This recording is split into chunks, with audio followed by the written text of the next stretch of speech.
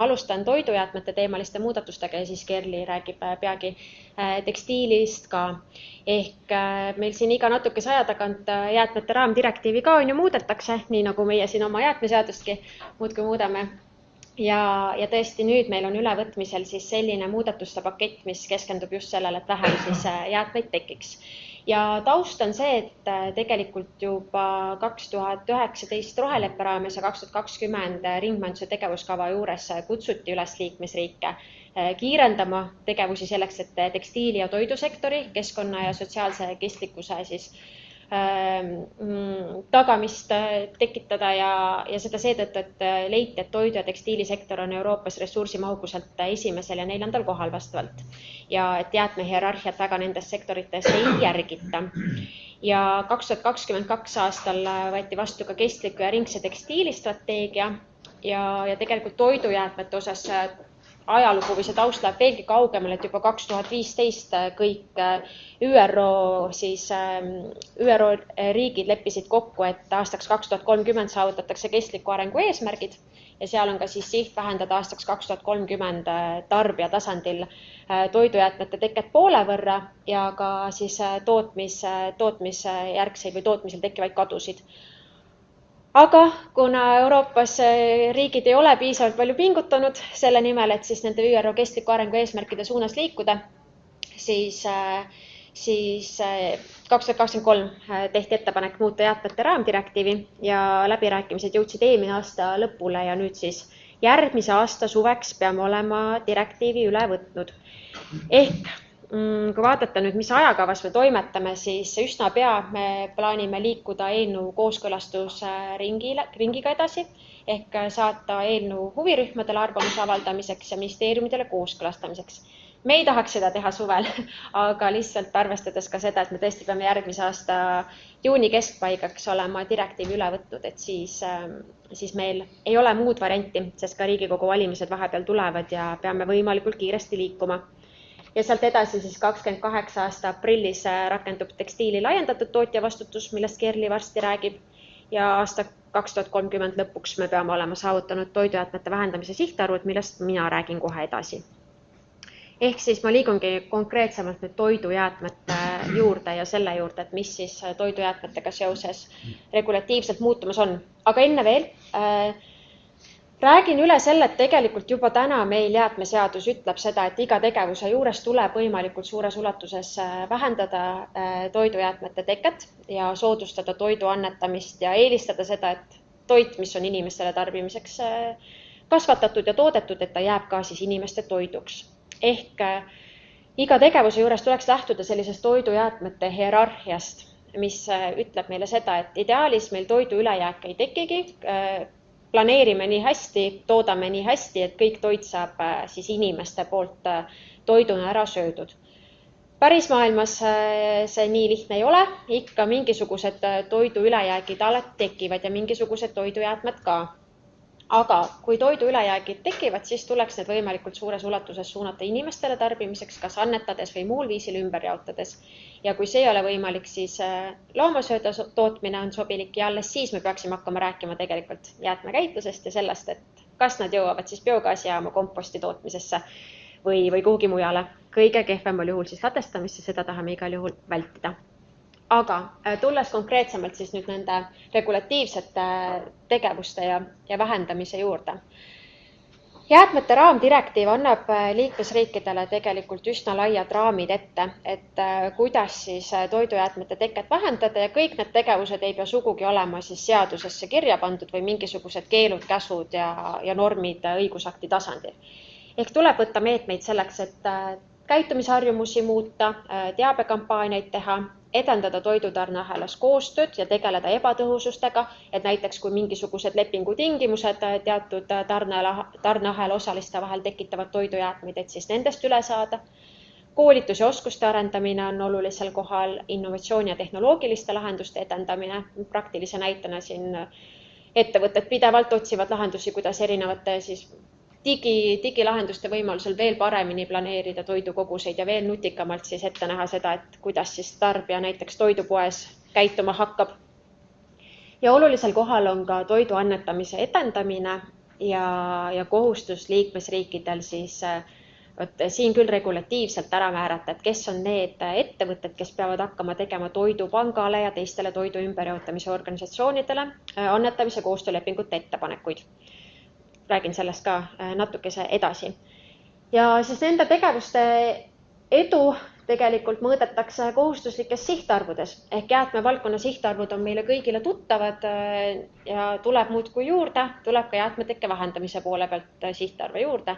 Ja toidujäätmete teket siis peame aastaks 2030 või 2030 aasta lõpuks toidutööstuses vähendama 10% võrreldes 21–23 aasta keskmise toidujäätmete tekkega. Ja tarbimise tasandil ehk kaubanduses, toitlustuses ja kodudes elaniku kohta siis 30% võrreldes sama siis baasaastate vahemiku keskmisega.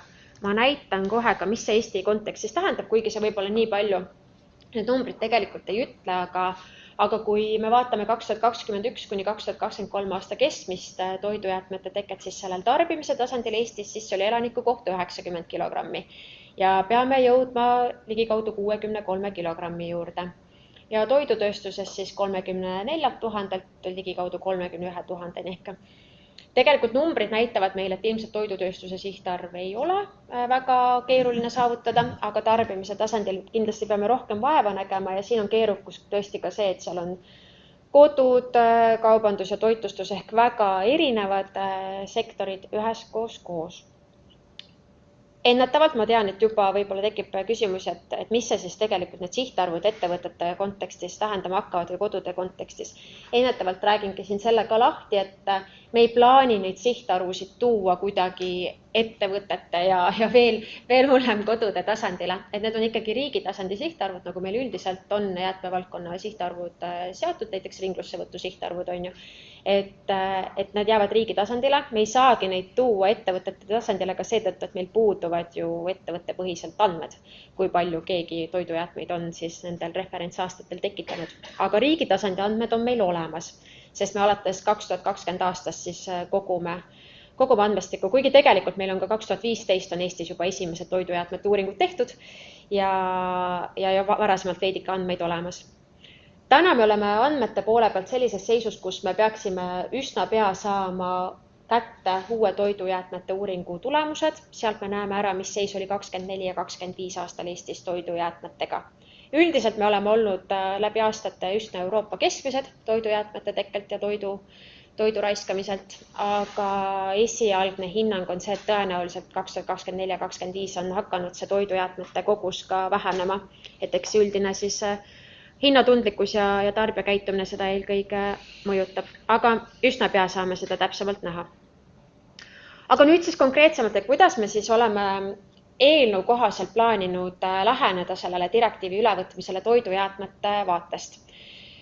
Siin saab need tegevused jagada justkui sellisesse 4 võib-olla sellisesse sambasse, et me ei plaani öelda täpselt, et nüüd näiteks toidutööstuse ettevõte peab kindlalt sellist asja tegema ja sellist asja ei tohi teha või et jaekaubanduse ettevõte peab nüüd vähemalt pooled aeguvad toidud -50% kleepsuga maha müüma. Et selliseid meetmeid me ei plaani rakendada, et üsna palju siis kavandatavas eelnõus on ettevõtte enda õlul.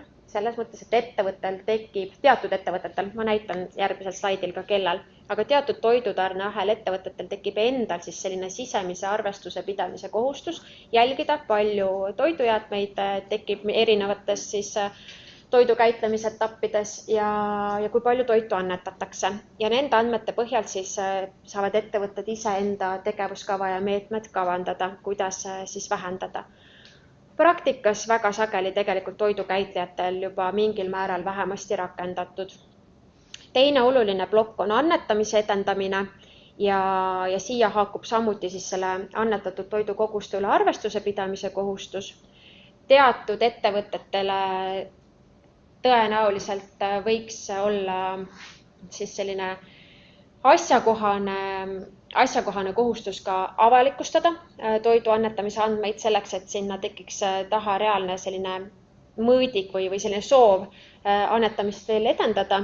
ja siis otsega direktiivist tulenev nõue määrata ära, kes on need ettevõtted, kes hakkavad tegema Toidupangale ja teistele koostöölepingute ettepanekuid. Praktikas täna toidu annetamine käib Eestis nii, et meil jaesektoris, jaekaubanduse sektoris enamasti ettevõtetel on juba sellised lepingud olemas, aga toidutööstuse puhul väga sageli toimub annetamine ilma lepinguteta ja üsna siis võib-olla kaootiliselt, et toidutööstusest tuleb vähem annetusi. Rääkimata toitlustusest, aga toitlustusest ka annetamine on veidi keerulisem. Pehmemate meetmete poole pealt meil on juba riigi jäätmekava lisaks olemas toidujäätmete tekke vältimise kava, mida me kindlasti siis ka uuendame ja sisustame konkreetsemate tegevustega ja tegelikult ka kohalike omavalitsuste jäätmekavades on jäätmetekke vähendamise meetmeid sees ja juba praktikas on ka näiteid näiteks Tallinnast ja Tartust, kus on konkreetselt toidujäätmete vähendamise meetmeid kavandatud. Ja siis tulevad ka seaduse tasandile need riigi tasandi sihtarvud, mida ma näitasin eelnevalt. Nüüd konkreetsemalt, et keda ja kuidas siis puudutab. Ma rõhutan, et see on nüüd eelnõu, on ju, et me ei ole seda eelnõud veel ka kooskõlastusringile ega ka laiemale tagasisidestamisele saatnud, ehk et siin võib päris palju veel muutuda. Aga esialgse eelnõu kohaselt puudutab see siis eelkõige suuremaid toidu jaemüügiga tegelevaid ettevõtteid, suuremaid toidu hulgimüügiga tegelevaid ettevõtteid, suuremaid toidutööstusettevõtteid ja suuremaid toitlustusega tegelevaid ettevõtteid. Ja sellistel tasanditel, et jaemüügis ja tegelikult samamoodi siis ka suuremate toidutööstusettevõtete puhul oleks kohustused arvestuse pidamise, annetamise andmete avalikustamise, tegevuskava koostamise ja annetamise koostöölepingute ettepanekute tegemise valdkonnas. Hulgimüügiettevõtetel üsna sarnaselt, aga ei oleks siis annetamise andmete avalikustamise kohustust juures ja toitlustuses siis suurematel ettevõtetel oleks arvestuse pidamise kohustus ja tegevuskava koostamise kohustus.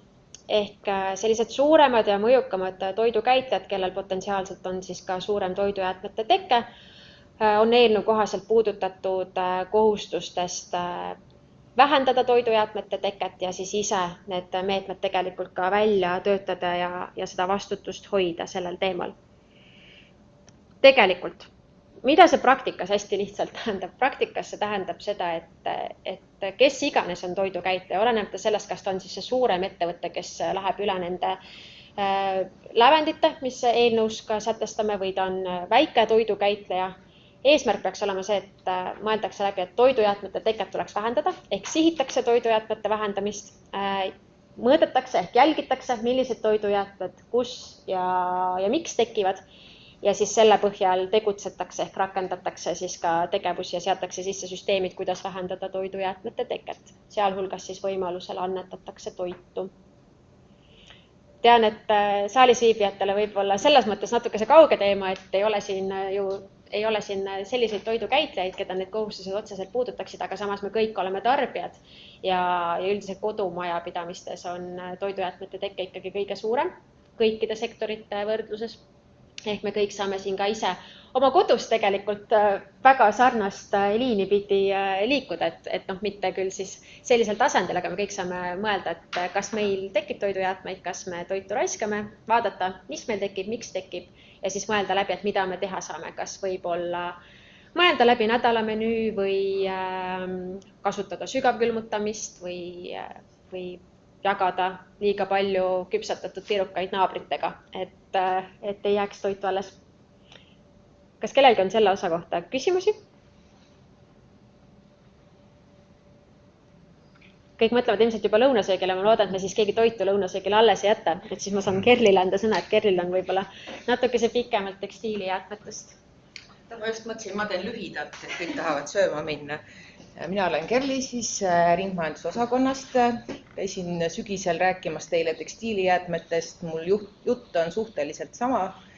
Midagi muutunud ei ole, et kui Kristel ütles, et toidujäätmete osas on suhteliselt vabad käed antud liikmesriikidele, siis tekstiilijäätmete osas see nii ei ole.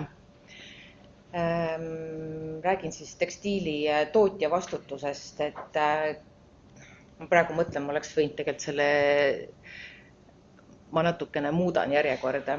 Et ühesõnaga, mida me siis hetkel teeme, et me selle Eelnõuga lisame siis tekstiili, teatud tekstiiliga seotud ja jalatsi tooted lisame probleemtoodete hulka. Tootja vastutus ei hakka siis kehtima mitte kõikidele nendele toodetele, vaid ainult osadele, mis siis on selle direktiivi lisas 4C. See tähendab siis seda, et nendele toodetele hakkab kehtima kõik laiendatud tootja vastutuse nõuded, et tootja mitte ei vastuta siis ainult selle eest, et ta laseb selle toote turule, vaid ta peab ka siis panustama selle toote, kui see toode muutub siis jäätmeks, selle kogumisse, korduskasutusse, ringlussevõttu ja edasisse jäätmekäitlusesse. Kellele nõuded hakkavad kehtima siis sellisele isikule, keda jäätmeseadus defineerib kui tootja. Tootja ei tähenda ainult siis mitte selle toote valmistajat, vaid ta on ka siis ettevõtte näiteks, kes tellib teise ettevõtte käest, et näiteks see T-särk valmistatakse ja ta paneb sinna oma kaubamärgi alla. See võib olla ka importija, kes näiteks teisest Euroopa Liidu liikmesriigist toob Eestisse sisse tekstiilitooteid või ka siis välisriigi ettevõtja, kes siis müüb oma tooteid Eestis olevale lõppkasutajale, näiteks siis kaugmüügi teel. Ja hetkel siis direktiiv välistab, et tootjana ei käsitleta ettevõtteid, kes toovad Eestisse sisse korduskasutatavat tekstiili ja ka siis need rätsepad, kes valmistavad siis personaliseeritud tooteid. Tekstiili tootja vastutusega siis tootjad iseseisvalt nõudeid täita ei saa, neil on kohustus siis liituda tootjate ühendusega. Hetkel siis tekstiilile tootjate ühendust loodud ei ole, et loodame, et neid siis 1–2 tuleb. Ja tootjate ühendus siis korraldab tootjate eest siis tervet seda ahelat, et siis kogumist, vedu, sortimist, andmete esitamist, peab teavitustegevusi tegema ja nii edasi. Ja raamdirektiiviga tuleb ka siis nõue, et tekstiilitootjate ühendusel on niisugune erinõue pädevuse osas, et tal peab olema siis pädevust jäätmekäitluse või kestlikkuse valdkonnas. Siis oluline komponent tootjavastutuse osas on see, et tootjad peavad katma kõik kulud. Lisaks siis selle, mille ma siis eelnevalt nimetasin, peavad siis tootjad maksma kinni ka siis oma osa sortimisuuringul ja panustama ka siis teadus-arendustegevusse. Kogumisvõrgustik hetkel siis kohalikud omavalitsused korraldavad tekstiilijäätmete kogumist. Alates siis 2028. aastast läheb see teatud osa siis tekstiilide kogumist läheb tootjate ühenduse korraldada, mis tähendab seda, et ta peab tagama siis tasuta kogumisvõrgustiku üle Eesti. Kogumisvõrgustik peab olema siis kõikides Eesti piirkondades, mitte ainult nendes piirkondades, kus kogumine on kasumlik. Ja võrgustikku võivad kuuluda ka siis jaemüüjad, KOV-id, ametiasutused, sotsiaalmajandusüksused, et see tootjate ühendus ei või nagu keelduda sellest, kui keegi nendest tahab ka sellesse kogumisvõrgustikku kuuluda. Ja sotsiaalmajandusüksustel on siis üpriski eriline roll kogu selle tekstiili tootjavastutuse mõistes, ehk siis need korduskasutusorganisatsioonid, näiteks Humana uuskasutuskeskus, Sõbrad sõbrale, nad panustavad selle direktiivi eesmärkidesse, siis suurendada, siis edendada korduskasutust. Neil on lubatud jätkata oma kogumispunktide pidamist ja neil ei ole kohustust siis anda nende poolt kogutud tekstiile üle, aga nad peavad siis hakkama andmeid esitama selles osas. Ja eelnõu käsitleb ka siis digiplatvorme ja välismaiseid müüjaid, et kõik digiplatvormid, kelle kaudu siis tootjad müüvad Eesti lõpptarbijatele tooteid, peavad siis näitama seal kodulehel seda tootja siis protoregistreeringu numbreid ja tootja peab ka siis tõendama, et ta täidab siis, et tal on ühesõnaga need nõuded täidetud ja lisaks on samad kohustused ka siis ekspediitor teenuse osutajatele. Samamoodi tulevad ka siis riikidevaheliste saadetistele teatud nõuded, ehk siis mõte on siis see, et mitte, et ei ekspordita siis jäätmeid kasutatud toodete nime all, vaid siis korduskasutuskõlblikuks hinnatud toodete transpordil nõutakse siis teatud dokumente, mis tõestavad, et need tooted ongi tõepoolest siis korduskasutuseks sobivad ega ei ole jäätmed. Ja nagu Kristel siis ütles, eelnõu jõustub 17. juuni 2027 loodetavasti. Rakendub siis tootja vastutus 17. aprill 2028 ja väiksematele ettevõtetele on siis veel aasta aega, et üle minna, et siis liituda selle tootja vastutuse nõuetega.